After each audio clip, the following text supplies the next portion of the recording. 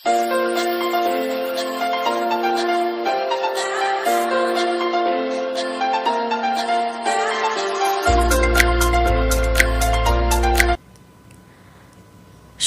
দর্শক, আসসালামু আলাইকুম। আশা করি যে যেখানে আছেন আলহামদুলিল্লাহ আল্লাহ পাকের অশেষ রহমতে সবাই ভালো আছেন, সুস্থ আছেন এবং নিরাপদে আছেন।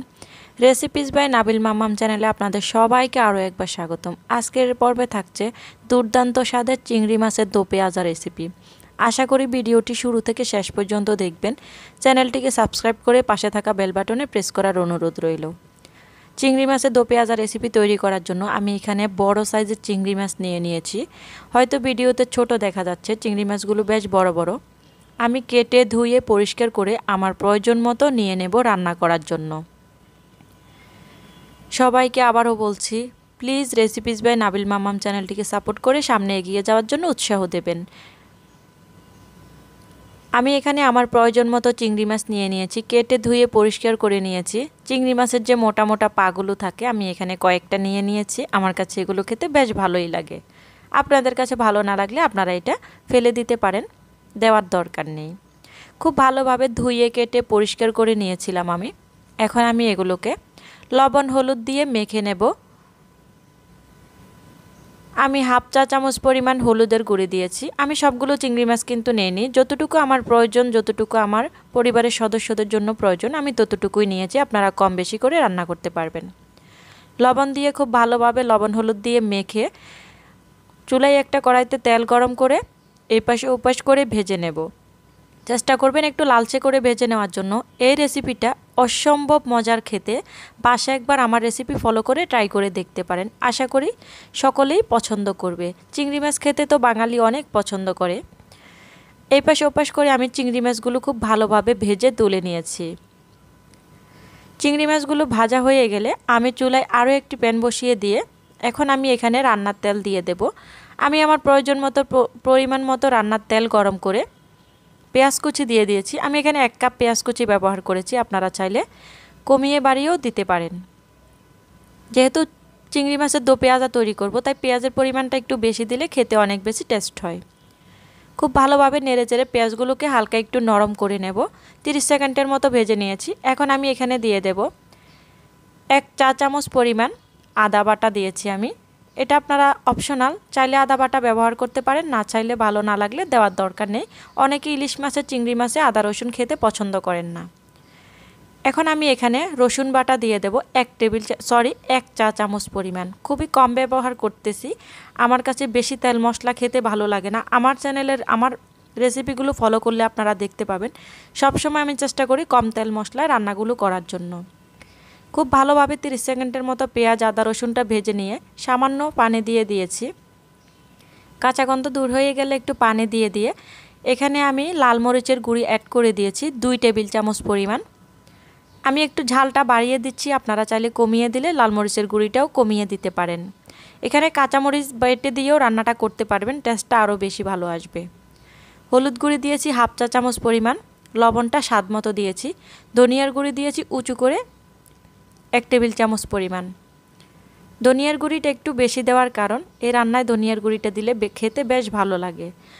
আমি এখানে ভাজা জিরার গুঁড়ি দিয়েছি হাফ টেবিল চামচ পরিমাণ। একটু পানি দিয়ে খুব ভালোভাবে মশলাটাকে এখন আমি 5 থেকে 6 মিনিট কষিয়ে নেব। চুলা আঁচটা কিন্তু মিডিয়াম আঁচেই রাখবেন, খুব বেশি বাড়িয়ে দিলে পুড়ে যাবে। 5 থেকে 6 মিনিট অথবা 4-5 মিনিট একটু সময় নিয়ে মশলাটাকে কষিয়ে নিতে হবে। যতটা ভালোভাবে মশলা কষানো যাবে রান্নার টেস্ট অনেক গুণ বেড়ে যায় মশলা কষানোর উপরে।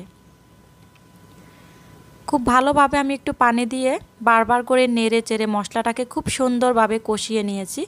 খুব সুন্দর একটা স্মেল বের হয়েছে এই সময়। এখন আমি বড় সাইজের একটা টমেটো কিউব করে কেটে কুচি করে দিয়ে দিয়েছি। টমেটো দেওয়ার কারণে চিংড়ি মাছের এই দো পেঁয়াজা রেসিপি খেতে আরও অনেক বেশি টেস্ট লাগে, অসম্ভব মজার হয় এই রেসিপিটা।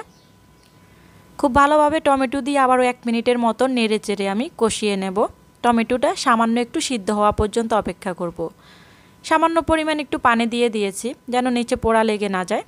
খুব ভালোভাবে যখন টমেটোটা আমি কষিয়ে নিয়েছি প্লাস একটু সিদ্ধ করে নিয়েছি, তারপর আমি এখানে ভেজে তুলে রাখা চিংড়ি মাছগুলো দিয়ে দেব।